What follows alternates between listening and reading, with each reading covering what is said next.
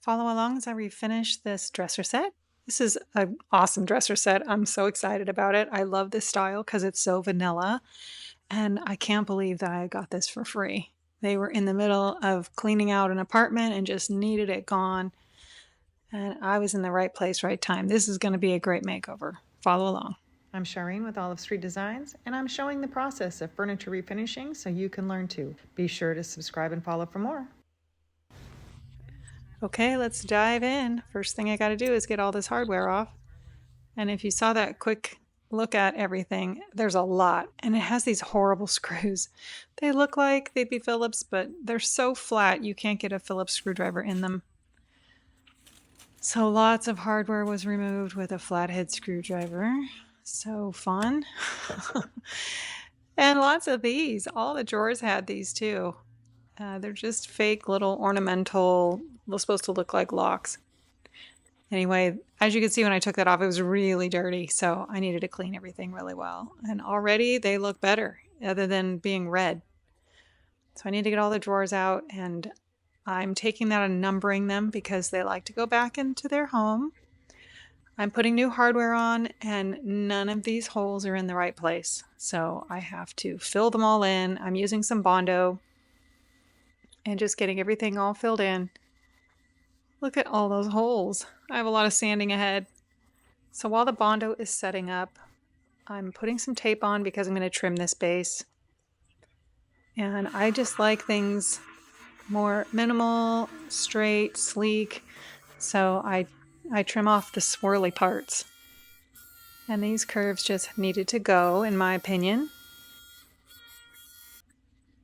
And same thing to the nightstands. Thankfully, the sides didn't have that. They just had a nice curve, and I was able to leave that. So I sanded the cuts that I made, and then I've got to sand the base. So I've decided I'm going to strip this whole base. So I sanded a bunch of it with my Surf Prep, and then I'm in with the carbide scraper to kind of get into the little grooves and all the flat areas. And now I'm taking this other detail scraper, and I'm trying to figure out which tip is going to work best to get down into these grooves. Because I have a bunch of different tips, and it's great. You can just keep changing them out for each little area. And then I'm using my contour sanding blocks to get into all those details. Okay, Bondo's all set up. Time to get everything sanded. And I do have one area on the drawer there that's broken. So I'm filling that in with some wood glue and some brad nails just to make sure it's really secure. Clamping everything and gonna let that sit.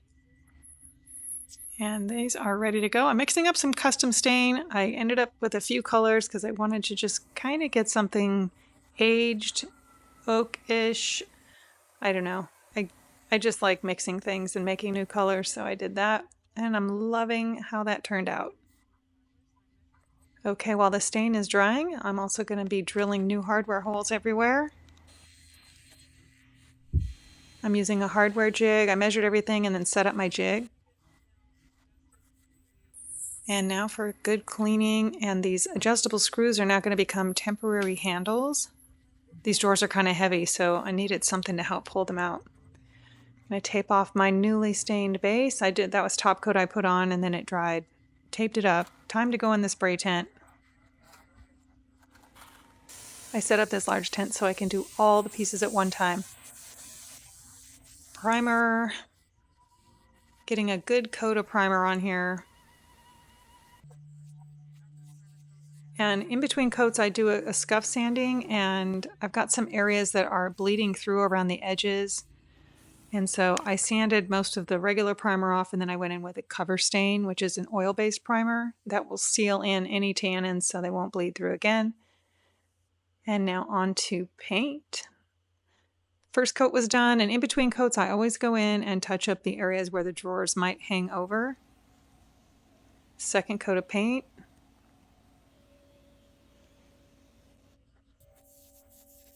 And then that dried, and now this is top coat. Looking lovely. All right, time to line some drawers. So I measure everything and cut everything right to size. I'm going to dry fit it, make sure I cut properly, and then take the backing off, put it in the drawer.